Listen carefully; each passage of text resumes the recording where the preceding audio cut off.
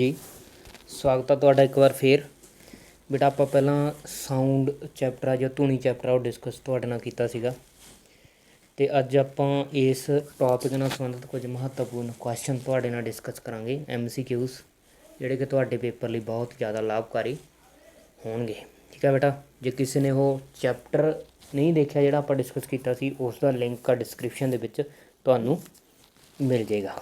ठीक है बेटा, तो आप स्टार्ट करते हैं अज का अपना टॉपिक साउंड जिहदे विच आपां MCQs महत्वपूर्ण क्वेश्चन तुहाडे लई डिस्कस करांगे। ठीक है बेटा, तो इस वीडियो नूं तुसीं ध्यान नाल देखना, इहदे विचों तुहानूं पेपर दे विच पक्का क्वेश्चन है जिहड़े ओह पुछे जाणगे। चलो, first ultrasonic waves have used for first to find faults and cracks in metal cleaning utensils by dishwashers to drive rats and cockroaches, all of these।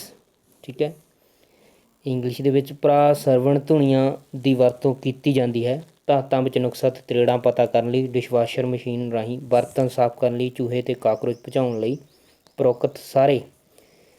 ਪ੍ਰੋਕਤ ਸਾਰਿਆਂ ਦੇ ਵਿੱਚ ਅਲਟਰਾਸੋਨਿਕ ਵੇਵਸ ਦੀ ਵਰਤੋਂ ਕੀਤੀ ਜਾਂਦੀ ਆ। ਆਲ ਆਫ ਦੀਜ਼ ਭਰਾ ਸਰਵਣ ਧੁਨੀਆਂ ਦੀ ਹਰੇਕ ਤਿੰਨੋਂ ਚੀਜ਼ਾਂ ਦੇ ਵਿੱਚ ਵਰਤੋਂ ਕੀਤੀ ਜਾਂਦੀ ਹੈ। Next, a source of wave produce 40 cresters and 40 troughs in 0.4 second. Find frequency ਆਪਾਂ ਦੱਸਣੀ ਵੀ ਕਿੰਨੀ ਹੋਏਗੀ। ਤਰੰਗਾਂ ਦਾ ਕੋਈ ਸਰੋਤ 40 ਉਚਾਨ ਤੇ 40 ਨਿਵਾਣ 0.4 ਸੈਕਿੰਡ ਵਿੱਚ ਛੱਡਦਾ ਹੈ, ਇਸ ਦੀ ਆਵਰਤੀ ਕੀ ਹੋਏਗੀ। ਫ੍ਰੀਕੁਐਂਸੀ ਯਾਨੀ ਕਿ ਆਵਰਤੀ ਆਪਾਂ ਪਤਾ ਕਰਨੀ ਹੈ। देखो भी अपने को टाइम आ जोड़ा कितना दे रखा अपन 0.4 सैकेंड अपन टाइम दिता है। साइकल्स किन्ने दिते है बेटा अपन। ठीक है, किन्ने डोलन किन्ने दिते है, साइकिल किन्ने दिते अपन 40। ठीक है, चलो हुण आप देखते हैं भी किन्नी जिहड़ी वेव आ किन्नी ट्रैवल किन्नी करती है। 40 सैकेंड आ जिहड़े वो 40 साइकिल ट्रैवल करती है वो किन्ने सैकेंड दे विच 0.4 सैकेंड ਦੇ ਵਿੱਚ। ਜਾਂ ਆਪਾਂ ਉਲਟ ਕਹਿ ਲਈਏ ਵੀ 0.4 ਸੈਕਿੰਡ ਦੇ ਵਿੱਚ ਉਹ 40 ਸਾਈਕਲ ਆ ਜਿਹੜੇ ਉਹ ਟਰੈਵਲ ਕਰਦੀ ਹੈ ਨਾ। ਫ੍ਰੀਕੁਐਂਸੀ ਕੀ ਹੁੰਦੀ ਹੈ, ਆਵਰਤੀ ਕੀ ਹੁੰਦੀ ਹੈ ਵੀ ਉਹ 1 ਸੈਕਿੰਡ ਦੇ ਵਿੱਚ ਕਿੰਨੇ ਟਰੈਵਲ ਕਰਦੀ ਹੈ ਸਾਈਕਲ, ਉਹ ਆਪਾਂ ਦੇਖਣੀ ਹੈ। ਠੀਕ ਹੈ, 0.4 ਸੈਕਿੰਡ ਦੇ ਵਿੱਚ ਉਹ 40 ਸਾਈਕਲ ਕਰਦੀ ਹੈ ਤਾਂ 1 ਸੈਕਿੰਡ ਦੇ ਵਿੱਚ ਕਿਵੇਂ ਕੱਢਾਂਗੇ ਵੀ 0.4 ਉੱਧਰ ਜਾ ਕੇ ਡਿਵਾਈਡ 'ਚ ਹੋ ਜਾਏਗਾ, ਭਾਗ 'ਚ ਹੋ ਜਾਏਗਾ। ਮਤਲਬ 1 ਸੈਕਿੰਡ ਦੇ ਵਿੱਚ ਕਿੰਨੇ ਕਰਦੀ ਹੈ 40 बटा 0.4, मतलब 40.0 ऊपर चली जाएगी, नीचे 4 रह जाएगा, कट के कितना आ जाएगा भी 100। ठीक है, 1 सैकेंड के 100 साइकिल पूरा कर दिया, मतलब वो फ्रिक्वेंसी की है भी 100 सैकेंड इनवर्स। ठीक है, 100 सैकेंड इनवर्स वो की है भी फ्रिक्वेंसी है, आवर्ती है। ठीक है, next, what is the frequency of human heart if it beats 75 times per minute. ये भी आप फ्रिक्वेंसी दसनी है 75 टाइम्स पर मिनट, 1 मिनट के 75 टाइम्स। ठीक है, देखो भी पंजाबी दे विच भी मनुखी दिल 1 मिनट में 75 बार धड़कदा है, इसकी आवर्ती की है 1 मिनट के 75 बार। 1 मिनट 75 टाइम्स 1 मिनट के 75 बार, मतलब कि 60 सैकेंड के 75 बार। ठीक है, ਆਪਾਂ ने की कढ़ना भी 1 सैकेंड के जे आप आवर्ती कढ़नी है तो 1 सैकेंड च देखांगे, मतलब 75 बटा 60। कट दो भी इनू, किन्ने ते कट्टिया जाऊगा 15 ते 15 5 75, 15 चौका 60, 5 बटा 4 इनू आप भाग कर देंगे आ जाऊगा 1.25 सैकेंड साइकिल। 1 सैकेंड के 1.25 साइकिल। ठीक है, मतलब फ्रिक्वेंसी कितनी आ जूगी, आवर्ती कितनी आ जू 1.25 सैकेंड इनवर्स। ठीक है, ये लिए फस्ट ऑप्शन है जी ए सही आ जूगी। ठीक है बेटा, next, gun is fired in the air at distance 660 metre from a person, he hear the sound after 2 second, what is the speed of sound. ठीक है, डिस्टेंस अपन दी है टाइम ਆਪਾਂ ਨੂੰ ਤਾਂ ਆਪਾਂ ਸਪੀਡ ਕੱਢਣੀ ਹੈ, ਆਪਾਂ ਨੂੰ ਆਉਂਦਾ ਇਹ।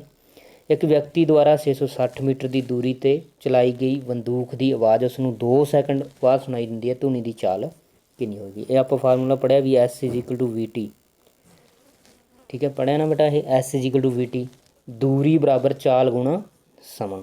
ਆਪਾਂ ਚਾਲ ਕੱਢਣੀ ਹੈ ਤਾਂ ਕਿਹਦੇ ਬਰਾਬਰ ਹੋਊਗੀ? S/T। S ਆਪਾਂ ਨੂੰ ਕਿੰਨਾ ਦਿੱਤਾ ਵੀ ਦੂਰੀ 660 ਦਿੱਤੀ ਹੈ, ਟਾਈਮ ਆਪਾਂ ਨੂੰ 2 ਦਿੱਤਾ ਹੈ, ਤਾਂ ਕੱਟ ਕੇ ਕਿੰਨਾ ਆ ਜਾਊ ਆਪਣੇ ਕੋਲ? 330 ਮੀਟਰ ਪਰ ਸੈਕਿੰਡ। ਉਹਦੀ ਚਾਲ ਵੈਲੋਸਿਟੀ V ਹੈ ਜਿਹੜੀ, ਉਹ ਕਿੰਨੀ ਆ ਜਾਏਗੀ ਬੇਟਾ?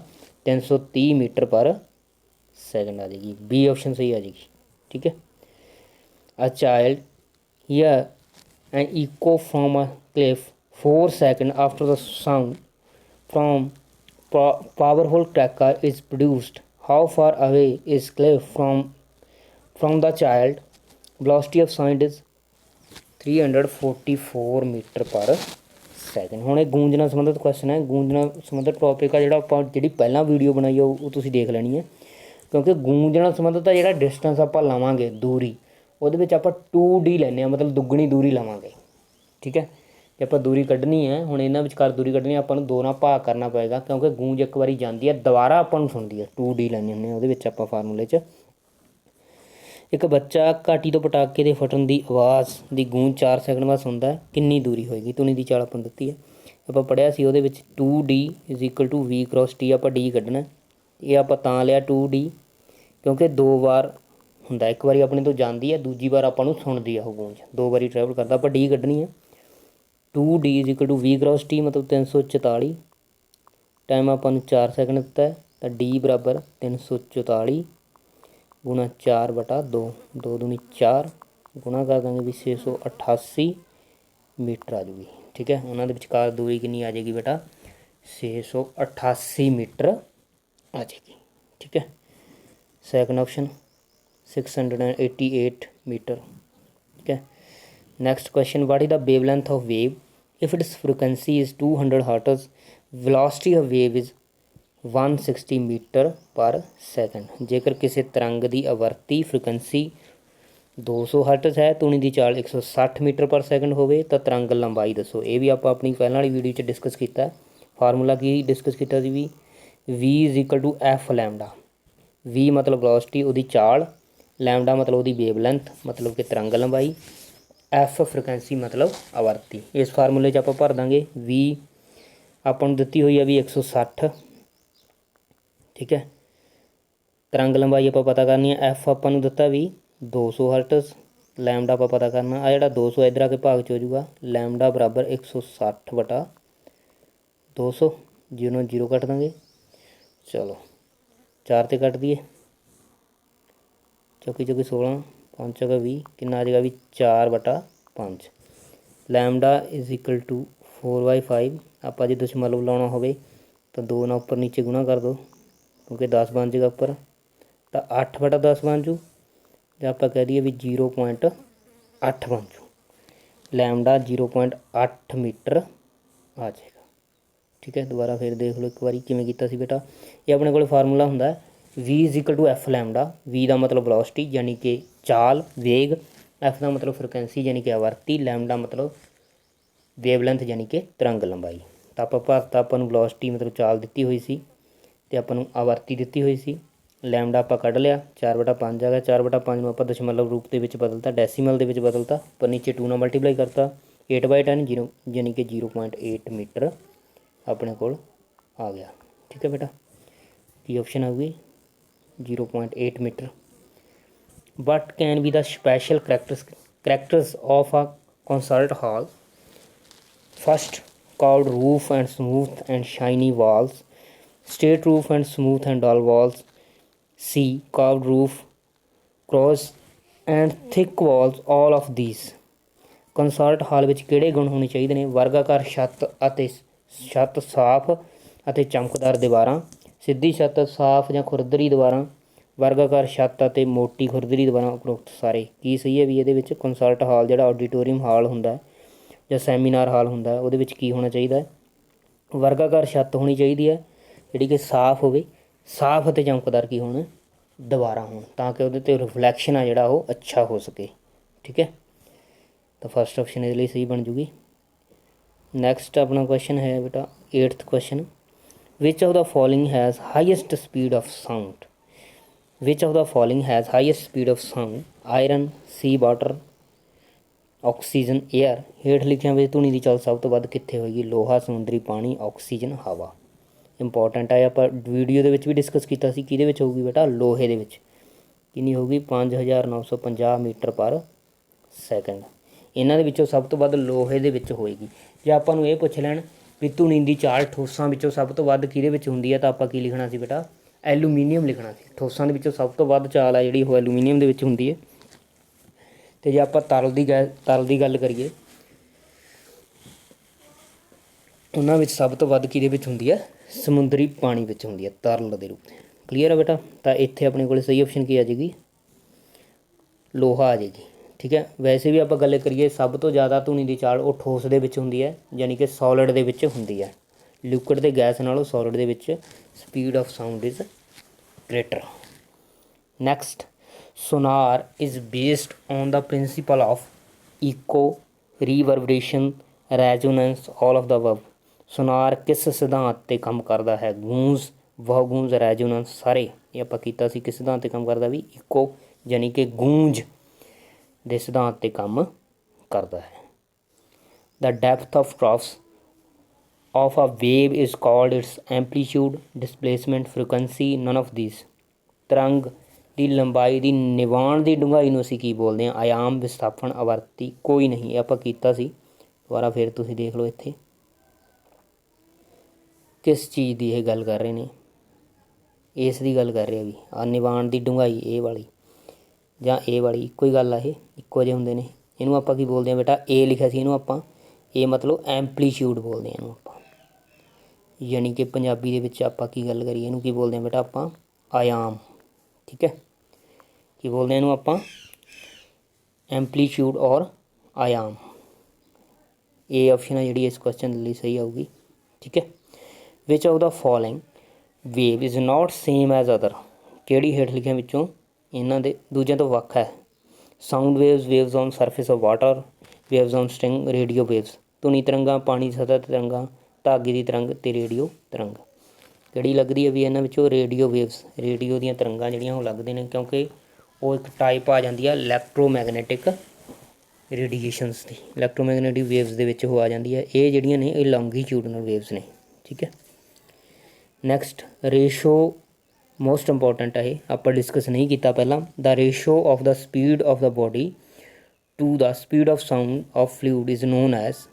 ਦੇਖੋ ਵੀ ਇਹਨਾਂ ਦੀ ਰੇਸ਼ੋ, ਸਪੀਡ ਆਫ ਬੋਡੀ, ਕੋਈ ਬੋਡੀ ਦੀ speed divided by speed of sound. Speed of sound is known as Mach number. ਇਹ ਯਾਦ ਰੱਖਣਾ ਬੇਟਾ। ਇਹਨੂੰ ਆਪਾਂ ਕੀ ਬੋਲਦੇ ਹਾਂ ਬੇਟਾ? ਮੈਚ ਨੰਬਰ ਬੋਲਦੇ ਹਾਂ। ਠੀਕ ਹੈ। ਇਹਦੇ ਬਾਰੇ ਮੈਂ ਹੋਰ ਡਿਟੇਲ ਦੇ ਵਿੱਚ ਦੱਸ ਦੇਣਾ ਤੁਹਾਨੂੰ। Speed of body to the speed of sound, ਜਿਹੜੀ ਇਹ ਰੇਸ਼ੋ ਨਿਕਲਦਾ, ਜਿਹੜਾ ਅਨੁਪਾਤ ਬਣਦਾ, ਉਹਨੂੰ ਆਪਾਂ ਬੋਲਦੇ ਹਾਂ ਮੈਚ ਨੰਬਰ। ਠੀਕ ਹੈ। ਜੇ ਇਹ ਮੈਚ ਨੰਬਰ ਐਮ ਜੇ ਗ੍ਰੇਟਰ ਦੈਨ 1 ਹੋ ਜੇ, ਇੱਕ ਤੋਂ ਵੱਡਾ ਹੋ ਜੇ, ਮਤਲਬ ਸਪੀਡ ਆ ਜਿਹੜੀ ਸਾਊਂਡ ਦੀ ਉਹ ਘੱਟ ਹੋ ਜੇ, ਬੋਡੀ ਦੀ ਸਪੀਡ ਆ ਜਿਹੜੀ ਉਹ ਜ਼ਿਆਦਾ ਹੋ ਜੇ, ਤਾਂ ਬੋਡੀ ਦੀ ਸਪੀਡ ਨੂੰ ਆਪਾਂ ਬੋਲਦੇ ਹਾਂ ਬੇਟਾ ਅਲਟਰਾਸੋਨਿਕ ਸਪੀਡ। ਜੇ ਇੱਕ ਤੋਂ ਵੱਡੀ ਹੋ ਜੇ ਤਾਂ ਮੈਂ ਇੱਥੇ ਲਿਖਦਾ ਦੁਬਾਰਾ ਅਲਟਰਾਸੋਨਿਕ। ਠੀਕ ਹੈ। ਮਤਲਬ ਸਪੀਡ ਆ ਜਿਹੜੀ ਬਹੁਤ ਜ਼ਿਆਦਾ ਆ, ਕਿਉਂਕਿ body speed of body is larger than speed of sound, ਇਹਨੂੰ ਅਲਟਰਾਸੋਨਿਕ ਸਪੀਡ ਬੋਲਦੇ ਹਾਂ। ਜੇ ਲੈਸ ਦੈਨ 1 ਹੋ ਜੇ, ਮਤਲਬ ਸਾਊਂਡ ਦੀ ਸਪੀਡ ਜ਼ਿਆਦਾ ਆ ਬੋਡੀ ਨਾਲੋਂ, ਤਾਂ ਉਹਨੂੰ ਆਪਾਂ ਬੋਲਦੇ ਹਾਂ ਬੇਟਾ ਸਬਸੋਨਿਕ। ਠੀਕ ਹੈ। ਉਹਨੂੰ ਕੀ ਬੋਲਦੇ ਹਾਂ ਆਪਾਂ? ਸਬਸੋਨਿਕ ਸਪੀਡ। ਜੇ ਇਕੁਅਲ ਹੋ ਜਾਣ ਦੋਨੇ, ਸਪੀਡ ਆਫ ਬੋਡੀ ਔਰ ਸਪੀਡ ਆਫ ਸਾਊਂਡ ਇਕੁਅਲ ਹੋ ਜਾਣ, ਤਾਂ ਉਹਨੂੰ ਆਪਾਂ ਬੋਲਦੇ ਹਾਂ ਟਰਾਂਸੋਨਿਕ। ਠੀਕ ਹੈ। ਕਲੀਅਰ ਹੈ। ਦੁਬਾਰਾ ਫਿਰ ਦੇਖ ਲਓ। ਦੇਖੋ ਬੇਟਾ, ਇਹ ਰੇਸ਼ੋ ਨੂੰ ਆਪਾਂ ਬੋਲਦੇ ਹਾਂ ਮੈਚ ਨੰਬਰ। ਠੀਕ ਹੈ। Speed of body divided by speed of sound is known as Mach number. If its ratio is greater than 1, ਜੇ ਇਹ ਇੱਕ ਤੋਂ ਵੱਡੀ ਹੋ ਜਾਂਦੀ ਹੈ ਤਾਂ ਉਸ ਬੋਡੀ ਦੀ ਸਪੀਡ ਨੂੰ ਆਪਾਂ ਬੋਲਦੇ ਹਾਂ ਅਲਟਰਾਸੋਨਿਕ। ਜੇ ਇੱਕ ਤੋਂ ਛੋਟੀ ਹੁੰਦਾ ਤਾਂ ਉਹਨੂੰ ਸਬਸੋਨਿਕ ਬੋਲਦੇ ਹਾਂ। ਜੇ ਇੱਕ ਦੇ ਬਰਾਬਰ ਹੋ ਜਾਂਦੀ, ਮਤਲਬ ਦੋਨੋਂ ਇਕੁਅਲ ਹੋ ਜਾਂਦੀ ਹੈ, ਤਾਂ ਉਹਨੂੰ ਬੋਲਦੇ ਆਪਾਂ ਟਰਾਂਸੋਨਿਕ। ਠੀਕ ਹੈ। ਇਹਨੂੰ ਆਪਣੇ ਮਾਈਂਡ ਦੇ ਵਿੱਚ ਰੱਖਣਾ। ਨੈਕਸਟ, ਇਹਦੇ ਲਈ ਆਪਣੇ ਕੋਲ ਸਹੀ ਆਪਸ਼ਨ ਕੀ ਆ ਜੂਗੀ? Match number. ਠੀਕ ਹੈ। ਕਿਸੇ ਵਸਤੂ ਦੀ ਚਾਲ ਅਤੇ ਧੁਨੀ ਦੇ ਚਾਲ ਦੇ ਅਨੁਪਾਤ ਨੂੰ ਆਪਾਂ ਕੀ ਬੋਲਦੇ ਹਾਂ ਬੇਟਾ, ਮੈਚ ਨੰਬਰ ਬੋਲਦੇ ਹਾਂ। ਠੀਕ ਹੈ, what should be the value of Mach number if body is said to be supersonic. ਉਹੀ ਕੁਐਸਚਨ ਆ ਗਿਆ ਜਿਹੜਾ ਆਪਾਂ ਹੁਣੀ ਦੱਸ ਕੇ ਹਟੇ ਹਾਂ। ਸੁਪਰਸੋਨਿਕ ਕਦੋਂ ਹੁੰਦਾ, ਜਦੋਂ ਮੈਚ ਨੰਬਰ ਆ ਜਿਹੜਾ ਉਹ ਗ੍ਰੇਟਰ ਦੈਨ 1 ਹੋਵੇ। ਸੁਪਰਸੋਨਿਕ ਕਦੋਂ ਕਿਹਾ ਜਾਵੇ ਕਿਸੇ ਵਸਤੂ ਨੂੰ, ਜਦੋਂ ਉਸਦਾ ਮੈਚ ਨੰਬਰ 1 ਤੋਂ ਵੱਧ ਹੋਏਗਾ।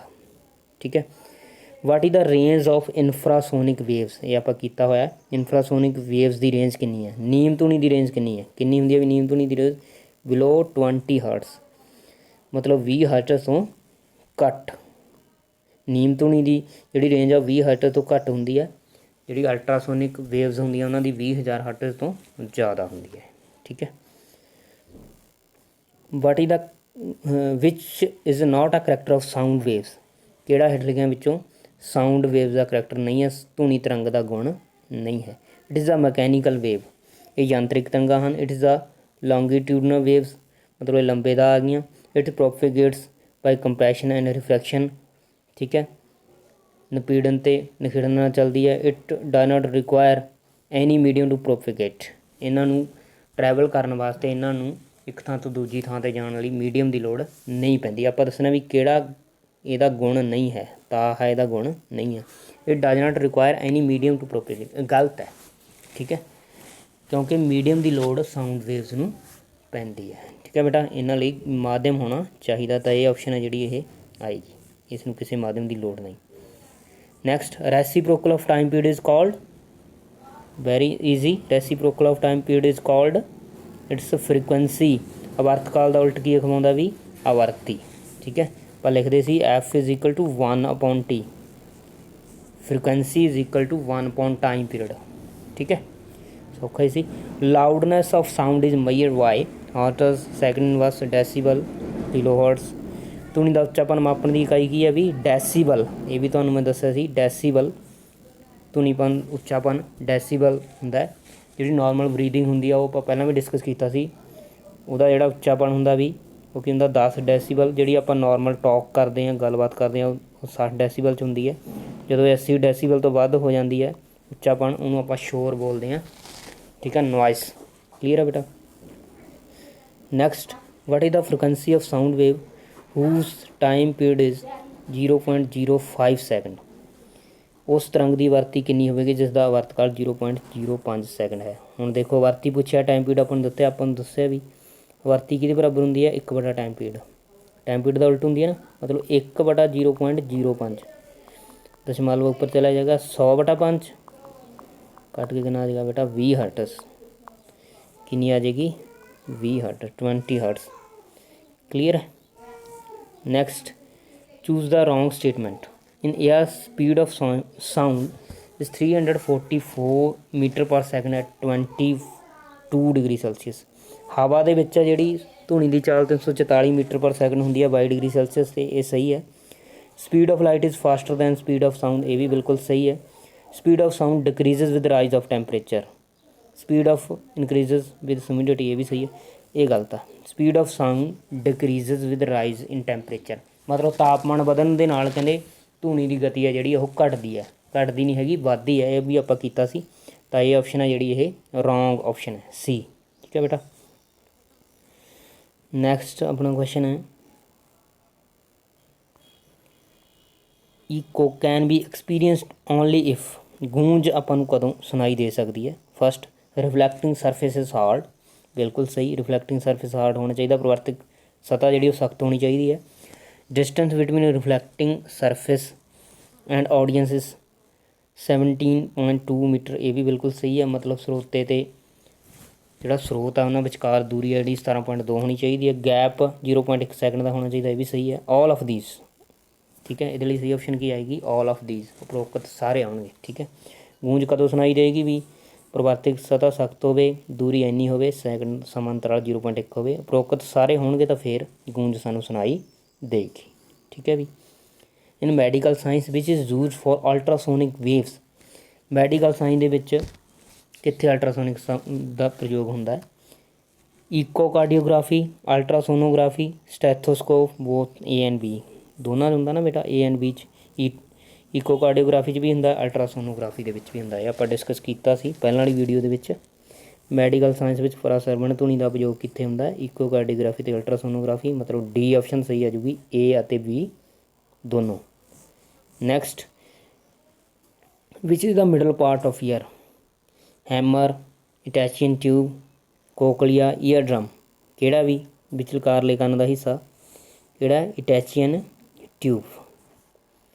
ਨੈਕਸਟ, 1 ਹਰਟਜ਼ ਇਕੁਇਵਲੈਂਟ ਟੂ ਕੀ ਹੁੰਦਾ ਸੀ? ਫ੍ਰੀਕੁਐਂਸੀ ਨੂੰ ਆਪਾਂ ਕੀ ਬੋਲਦੇ ਹੁੰਦੇ ਹਾਂ? 1 ਹਰਟਜ਼ ਵੀ ਇੱਕ ਸਾਈਕਲ 1 ਸੈਕਿੰਡ ਦੇ ਵਿੱਚ ਤਾਂ ਹੀ ਹੋਣਗੇ ਨਾ। ਜਿੰਨੇ ਸਾਈਕਲ 1 ਸੈਕਿੰਡ ਦੇ ਵਿੱਚ ਹੋਣਗੇ ਉਹਨੂੰ ਆਪਾਂ ਉਸਦੀ ਆਵਰਤੀ ਬੋਲਦੇ ਹਾਂ, ਫ੍ਰੀਕੁਐਂਸੀ ਬੋਲਦੇ ਹਾਂ।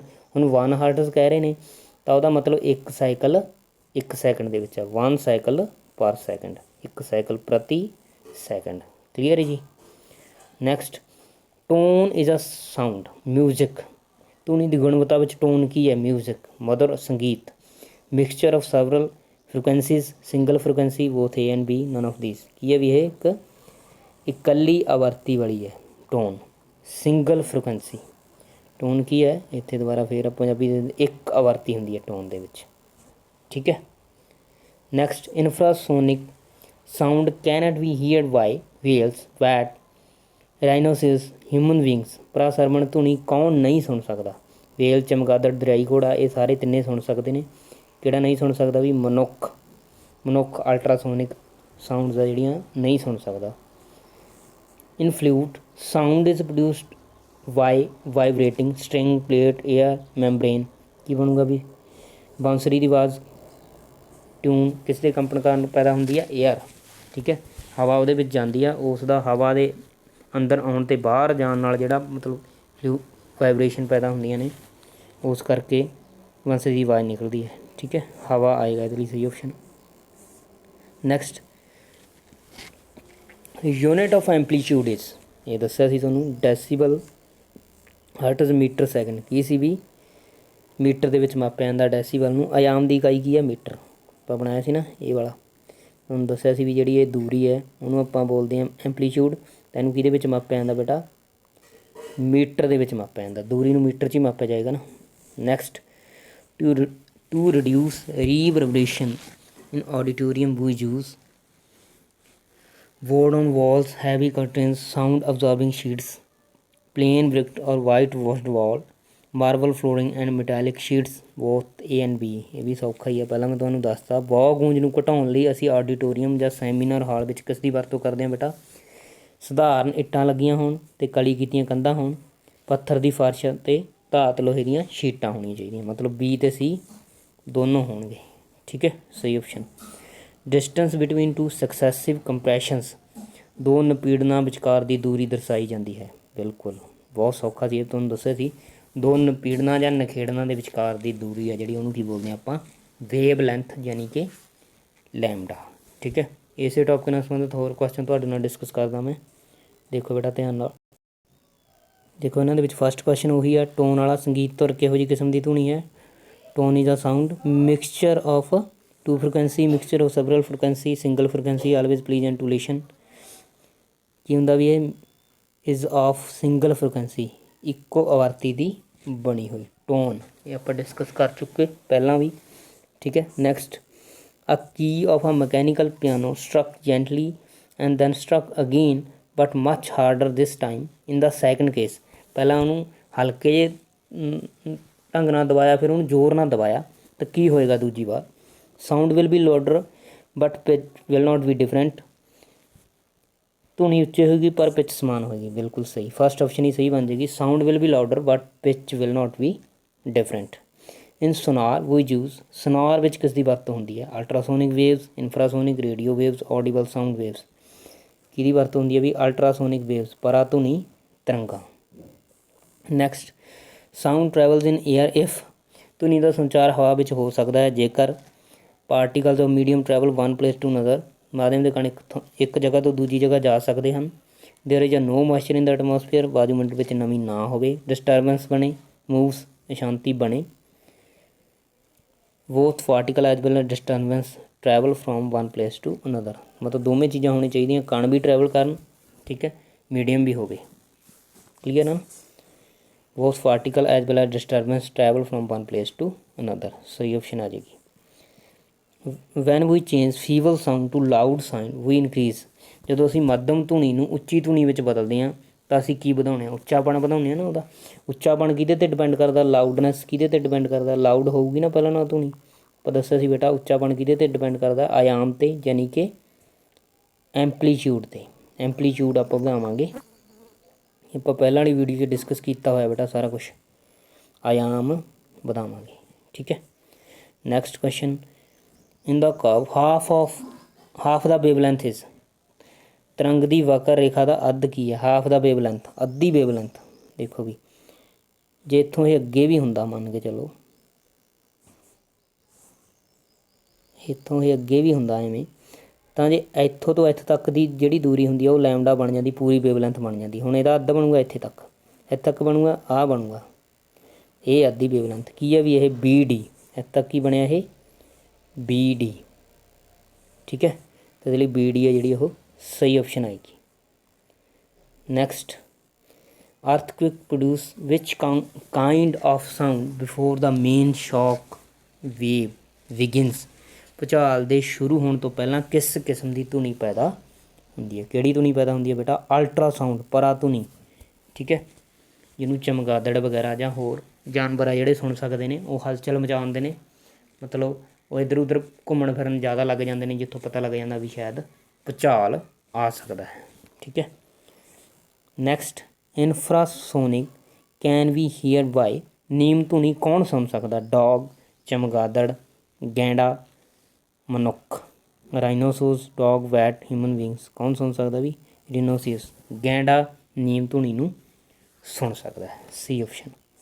Before playing the orchestra in a musical concert, a star try to adjust the tension and pluck the string suitably. By doing so he is adjusting, ਕੀ ਕਰ ਰਿਹਾ ਵੀ ਉਹ, ਠੀਕ ਹੈ, ਖਿੱਚ ਕੇ ਲਾਉਂਦਾ ਉਹ ਤਾਰ ਨੂੰ। ਇੱਕ ਸੰਗੀਤ ਸੰਮੇਲਨ ਵਿੱਚ ਸਿਤਾਰ ਵਾਦਕ ਸ਼ੁਰੂ ਵਿੱਚ ਹੀ ਸਿਤਾਰ ਨੂੰ ਖਿੱਚ ਕੇ ਕਰੜਾ ਕਰਦਾ ਹੈ। ਇਸ ਨਾਲ ਧੁਨੀ ਦਾ ਕੀ ਪ੍ਰਭਾਵਿਤ ਹੁੰਦਾ ਹੈ? ਇੰਟੈਂਸਿਟੀ ਆਫ ਸਾਊਂਡ ਓਨਲੀ, ਸਿਰਫ ਧੁਨੀ ਦੀ ਤੀਬਰਤਾ।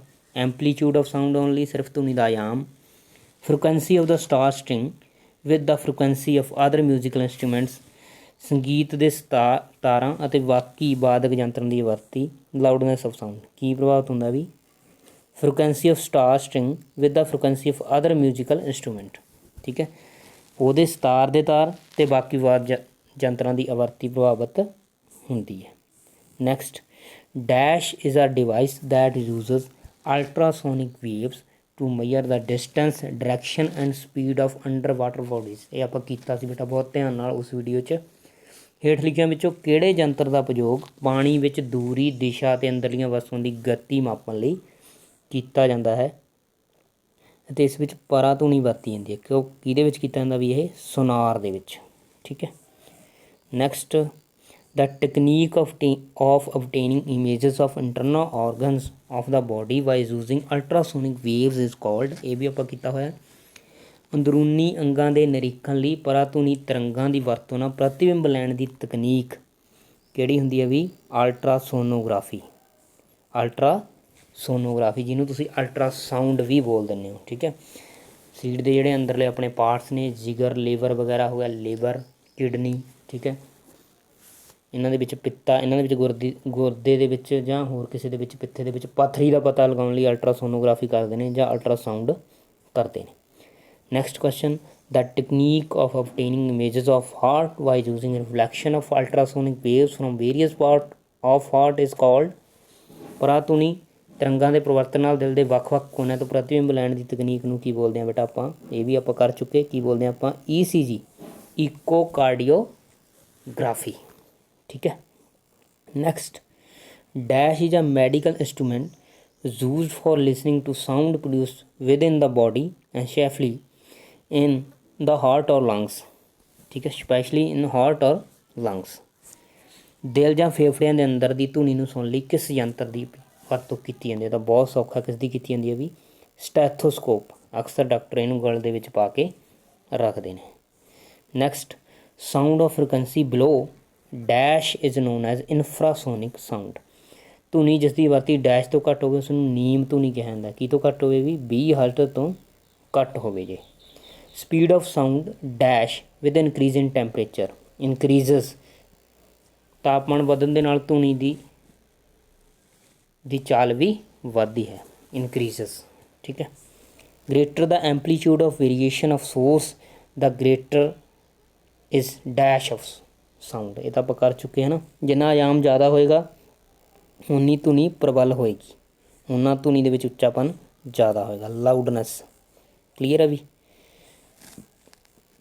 Next, the sound wave travel from particle to particle in the form of vibration has different speed in different medium। ਠੀਕ ਹੈ ਨਾ। ਇਹ ਆਪਾਂ ਨੂੰ ਪਤਾ ਹੈ। ਕਣ ਇੱਕ ਦੂਜੇ ਤੋਂ ਕੰਪਨ ਦੇ ਰੂਪ ਵਿੱਚ ਸੰਚਾਰਿਤ ਹੁੰਦੀ ਹੈ। ਮਾਧਿਅਮ ਦੇ ਵਿੱਚ ਉਹਨਾਂ ਦੀ ਵੱਖ-ਵੱਖ ਮਾਧਿਅਮ 'ਚ ਗਤੀ ਵੱਖ-ਵੱਖ ਹੁੰਦੀ ਹੈ।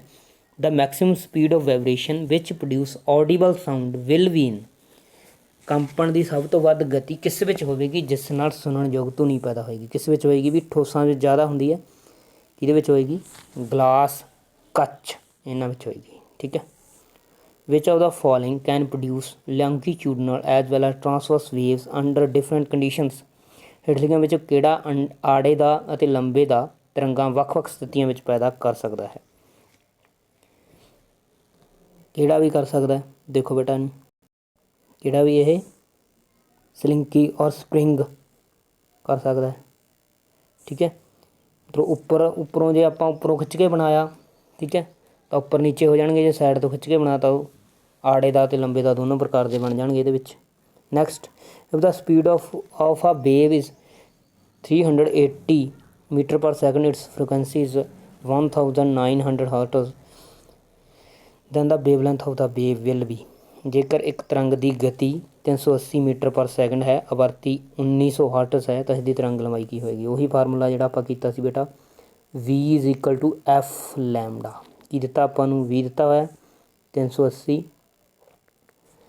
ਤਰੰਗ ਲੰਬਾਈ ਆਪਾਂ ਲੈਮਡਾ ਪਤਾ ਕਰਨੀ ਹੈ। ਇਹ ਆਪਾਂ ਨੂੰ 1900 ਦਿੱਤੀ ਹੈ, ਲੈਮਡਾ ਆਪਾਂ ਪਤਾ ਕਰਨਾ। ਤਾਂ ਲੈਮਡਾ ਬਰਾਬਰ 380 ਵਟਾ 1900। 0 0 ਕੱਢ ਦਾਂਗੇ, 19 × 19 ਮਤਲਬ 10 ਇੱਥੇ, 19 × 38 ਯਾਨੀ ਕਿ ਆ ਗਿਆ 2/10।